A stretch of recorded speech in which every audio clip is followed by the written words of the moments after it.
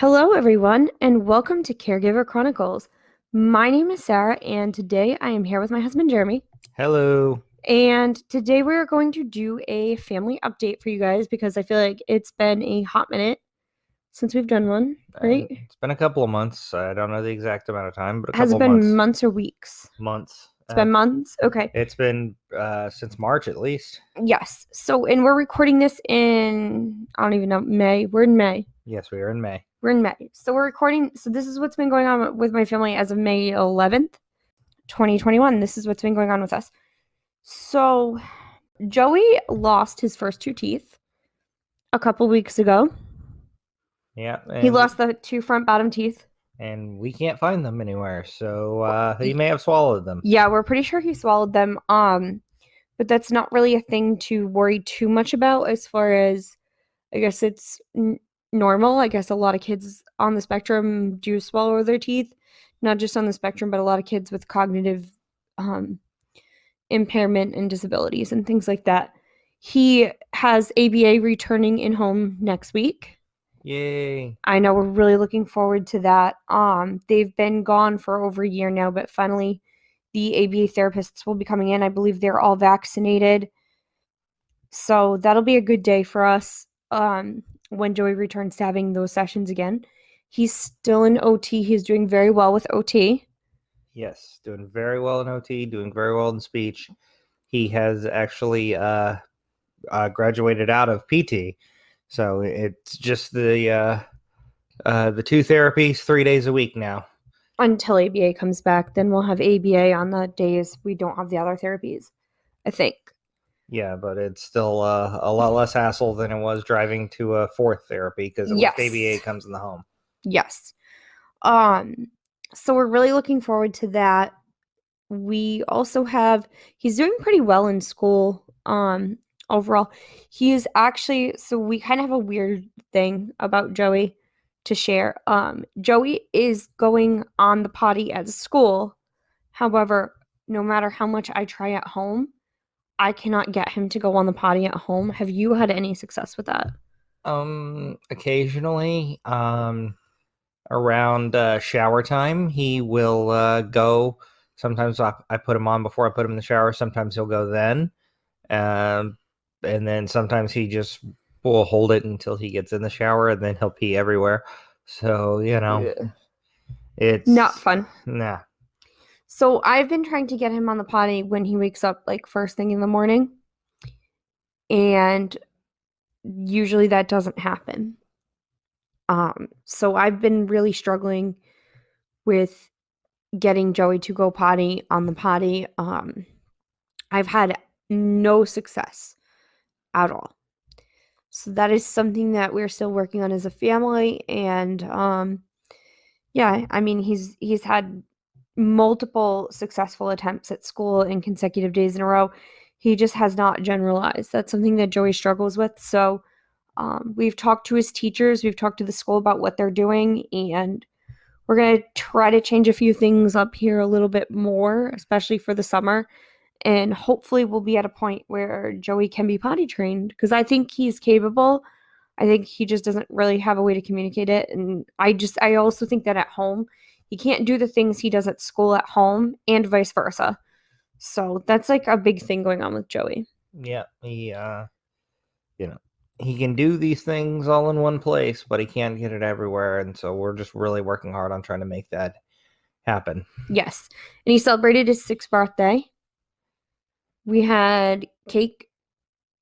And what did we do? Tacos for his birthday. I think we did tacos, yeah. We did tacos for his birthday. Joey likes tacos. And we had cake and ice cream with my parents and my sister. We were able to get together and celebrate Joey's birthday. So it was a good day.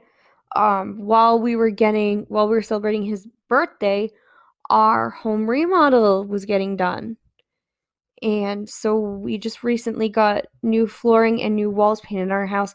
And I'm happy to say that with the transition of being at my mom's for a week while the work was being done to our house, and then coming back home to a house that looked different, very different from when we left, Joey actually did really well with that transition, I think. Yes, you did much better than the last time we tried to do the do any flooring. remodeling. Yeah. Yeah. And I'm very pleased with how our house looks. I think it's absolutely beautiful. We still have a long way to go and a lot of projects to catch up on, but we'll get there, right? Yep. Especially if if we can keep Joey doing well on the transitions, it'll be easier to get work done because that was a big problem before, Yes. was him not handling the transitions well, and that took time out of the work we were trying to Well, get done. that and also Joey requires like constant 24-hour supervision. We cannot take our eyes off of him for a minute. If we do, it is unsafe. We have to lock our house up like our house is locked like Fort Knox. We have alarms on everywhere. We have latches. We have bolts, like key bolts, everything. Our house is locked. We look like crazy people, and we're actually not paranoid people at all. But our son has eloped, and we need to do everything we can to prevent that from happening. So we do. We have all these services in place, or all this equipment in place, not services, but equipment in place to help us keep our child safe. We have the GPS tracker we use for him, just everything. So, if you're a parent of a child on the spectrum, or if you're caring for anybody who wanders or is an elopement risk, please don't be afraid to utilize the technology of an alarm system, of a GPS tracker, of deadbolts, whatever you got to do to keep your loved one safe, please do it. If you listen to my last episode with the recording with Pat Moffat, where we talked about early onset Alzheimer's, he discussed, elopement is a very high risk, and people with early onset Alzheimer's or dementia, or even people on the autism spectrum, any kind of cognitive impairment, if they're an elopement risk, you got to get to them. The faster you get to them, the faster you get to them. So having an alarm or a smart lock or whatever is just really, I think, really important. And we need to remember that as caregivers, we have to blink, we have to sneeze, we have to shower, we have to pee, and we have to sleep. So sometimes the best thing to do is to utilize this equipment. Yes, it will make your life so much easier. And let's face it, life is tough enough as it is without For all the stuff. So anything Yeah, that makes it any easier is worthwhile. exactly. And there's no shame in that. So that's the update on Joey. And our house. We just kind of like tied them both in together. So now let's talk about Remy. Remy's doing pretty well. He's been having a bit of a struggle on and off with the transition back to school. He's expressed some feelings of feelings of being overwhelmed being back in school, and some fear associated with COVID and possibly contracting COVID at school. Unfortunately, we do know somebody who got it from school, so that's a little scary for us. And, he saw how sick I was when I had it. So he does rightfully so. He's very apprehensive about this. However, And then his anxiety just takes it even worse. yeah, and anxiety on top of that can make it worse for anybody. However, he's been doing a great job with wearing his mask at school, and we've talked to him about how he is safer. He knows the FDA just approved the vaccine for ages 12 and up for Pfizer, so he knows he'll be in the next group that gets approved. He just can't wait for that day to come. It's gonna be a hot minute before that happens. And this is a kid who's like afraid of shots, but he's like, I just don't want to get that sick. He's had a little bit of a struggle with that. He has definitely gone down in his writing skills. His writing has declined a lot, according to his teacher. Yeah, he a lot of it has to do with the lack of structure from earlier in the year with the distance learning. And he got lazy, and he admits he got lazy. Well, he hates writing. And yeah, he hates writing on top of it, and then he got lazy. So we will be working with him pretty much all summer long. Once he's out of school, Yes. making him write A journal. a journal to work on that. he's always had weak writing skills because of some issues with his. Pincher grasp and fine motor. Thank you. Yeah, I knew fine motor. It was the other one that I always struggle to remember. He's always had some trouble. She's making the movement with I'm it making now. the pincher grasp movement like a crab. Yeah, he's always had trouble with those things, and having the less structured setup during the distance learning, made it easier for him to just slack off and not do what he didn't like. So that set him back, but we'll get him back on track. Yes. So that's kind of part of what's going on with him. However, he is doing math at a 7th grade level, which is amazing because he's in 4th grade. He's participating in Cub Scouts. He's doing excellent on grade level with reading. There was a little bit of a question of whether or not we should get him on an IEP versus a 504 to get him more assistance in special education in class, especially with the writing. And I believe we're pretty close to that with where he tested and with writing because there's such a big deficit. So we're working on that. We have a meeting coming up with the school. There is also, and I really hate to report this, and I think that this is a topic that we're going to have to cover very soon, will be autism and bullying. There was an incident this past week of bullying with Remy that was downright disgusting. Another student in Remy's school, not a student in his class, a student in his school on his bus, went on to Remy's school account where they have all the assignments posted and everything, and changed Remy's name to a pretty disgusting statement. Do I want to say it on air? No, we won't say it. We're not going to say it. But it's completely out of line. Yeah, it's not something a 4th grader should ever say or know. For schoolwork especially, it's not something that any grade level should ever place there. Oh yeah. So this kid changed Jeremy's name. We got the email Thursday night from his teacher saying that they changed his name to something disturbing. She said she went in and changed it back right away. She also forwarded that email to the assistant principal, the principal, the guidance counselor, and others. The assistant principal was on the phone with me before I even had the kids on the bus the next morning. We were waiting outside for the bus when I got the call from the assistant principal of my son's school regarding the matter. I had asked Jeremy a little bit about the information about, did you give anybody your password? Does anybody know your password for school? And he's like, Mom, everybody knows everyone's password. And I asked him what he meant. He said, well, in our school, our passwords are the first letter of your first name and then your last name. Well, yeah, especially when your last name happens to be Brown. That's a pretty easy one to figure out. Yeah, a 4th grader can spell that word, no problem. Most last names probably a 4th grader can spell. So this child, and so we had the first name of this child, but I wasn't sure if it was.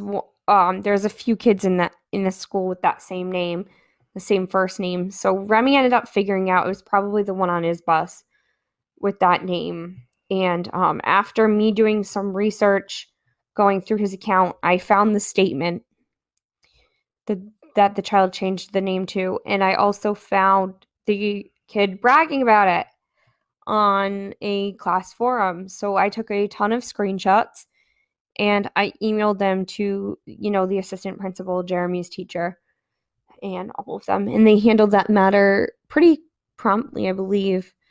But it was just like a really sad and stressful thing to have to deal with last week.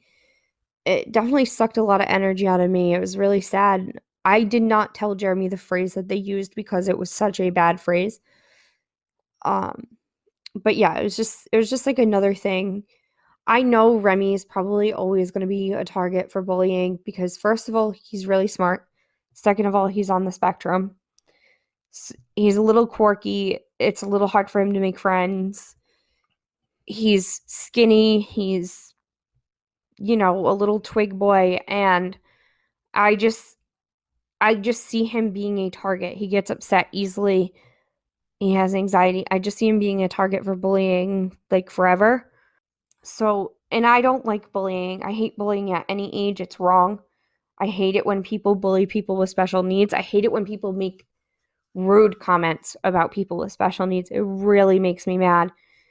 Or anybody, or body shaming, anything like that. I'm really against that. So we're going to continue to use this platform um, to be a voice for that and a voice against that, I think. So I think we have a bullying episode coming up soon where we'll talk more about that. But overall, I think Remy's doing really good. He actually handled himself really good the rest of that day with dealing with it. So I'm very proud of him. And it's just an issue that we're going to address with this counselor and just keep working on. Yep. So the next person we'll update you guys on real quick. We've got conclusion on Joey for genetic testing, which we'll have an episode on coming up soon. Also, where we get more into detail with that. I did post a little bit on my personal Facebook page. I can post a little bit more information on the Caregiver Chronicles Facebook page, or I can put the full details in the podcast in a couple weeks. It'll probably be. So the next person I want to update you guys on, I know I've been getting asked a lot of questions about my grandmother and how she is doing. Unfortunately, the answer is not well. She is in a facility right now. She has adjusted well to the facility. However, she's now on hospice and is in stage 4 kidney failure. So, it's, she's no longer able to walk. She mostly just sleeps. We have been able to visit her, but it's just really hard. But she's in stage 4 kidney failure. Stage 5 is when they do dialysis. And my family collectively have decided that putting her on dialysis would be probably more trauma for her than it needs to be. And that when she gets to that point, we're just going to kind of let nature take its course and keep her as comfortable as possible. So I'll keep you guys updated on how all that's going. It's pretty heartbreaking. It was a pretty hard Mother's Day without my grandmother. It was pretty hard. It was my first one without being near her. But yeah, it's just been a thing. Jeremy, what do you got for your updates for you? I don't really have a whole lot. You don't have anything. I know you're the boring one. Jeremy is not boring. Jeremy has been in the background making everything and every day of my life go, because without him and his help, forget it. I would have exploded already. I try. We're a team. We have to be a team. We have 2 kids on the autism spectrum. I care for other people at work all the time, but I put other people's needs before my own needs so much that sometimes I'm just exhausted. But yeah. Oh, over the holiday, I actually had, I have a story. Around Easter, I had an exposure to a person who was positive for COVID. And out of respect for that person, I will not say who that person was, but I was near somebody. I actually hugged that person who did have COVID. And I had both doses of my vaccine. Well, I never had to quarantine. I got tested like 5 times. About 5 days after, like as soon as I found out, I got tested like 5 times. And I never got it. I never test positive. I never had symptoms. And nobody in my family got it. Who, after I was with that person who tested positive, I was with my family. And not a single one of them had tested positive or had any symptoms, because I made my husband get the kids tested out of like crazy amount of precaution, right? Yep. That was a whole fun little trip where they thought we wanted a rapid test, but we weren't showing symptoms. So they're like, it's going to be $150. And then I was like, no, I just want the regular test. They're like, oh, that's covered. Yeah. The Pfizer vaccine works. That's that's all I can say is it worked in that case. I was with that person about 12 hours before they got sick, before they came down symptomatic. So it was probably with them at their most contagious point. I gave that person a hug. So I guarantee you, if I was not vaccinated, I would have been sick again. Very fortunate. Very, very, very, very, very fortunate. So if you're on the fence about, should I get this vaccine? Yes. Because not only did I not get it, I didn't bring it home. I didn't bring it home because my body didn't collect a viral load that I could spread to others, basically. I mean, that's just like little bit of science. But that was like another update with me. Another thing going on, Caregiver Chronicles, we actually have a really exciting. So our last 2 episodes were really exciting, right? Very exciting. We had Patricia Shivland on here, who is she's a really sweet person. She's a great author, wonderful life coach, and kind-hearted person. She was one of my favorite guests to interview.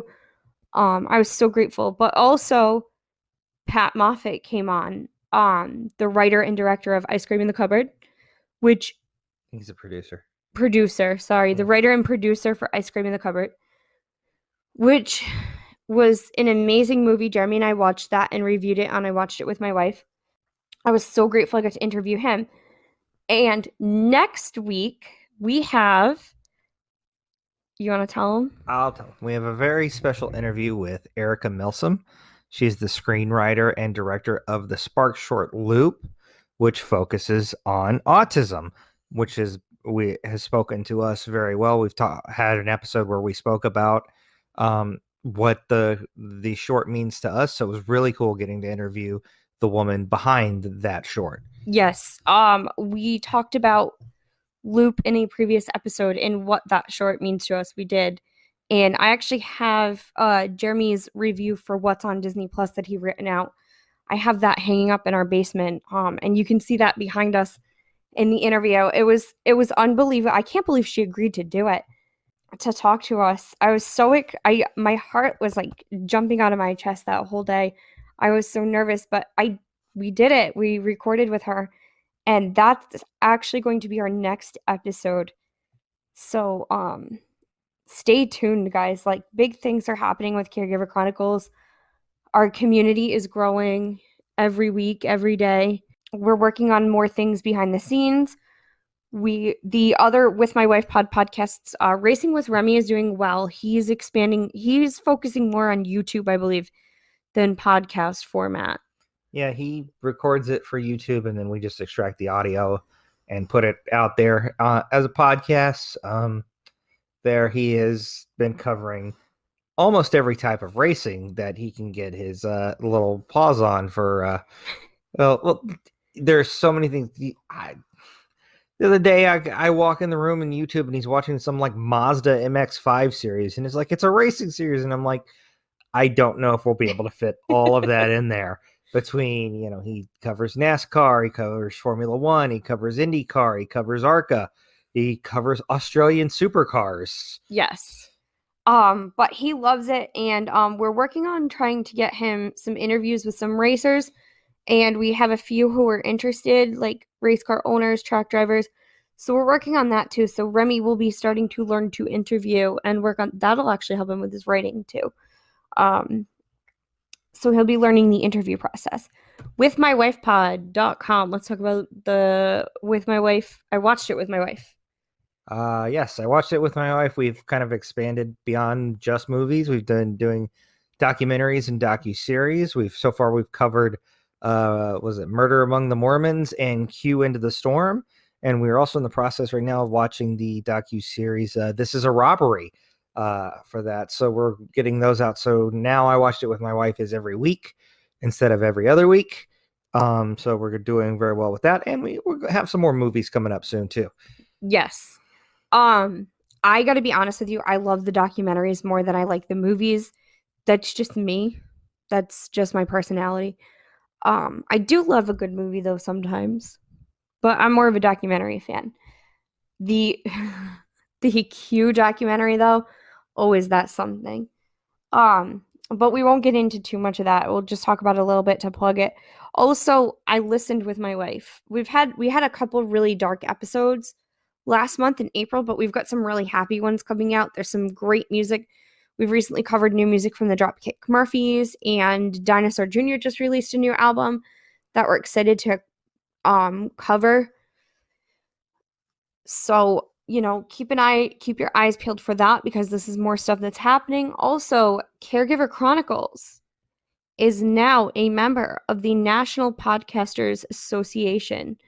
So, our podcast is being promoted through them. And if you go on the website, you can see our podcast, our Caregiver Chronicles on there. We are still on that the feed spot list. Yes, they're on Yeah, the feed spot list. They've, they gave the top 50 to watch. They've expanded to 60, and then they moved us up from number 10 to number 9. So we actually got moved back this week. Oh, we got moved back. Well, we're back down. We're back to 10. Oh well, it's okay. I'll take it. I'm perfectly happy. I was happy moving up to 9 though, but I'm happy at 10 too.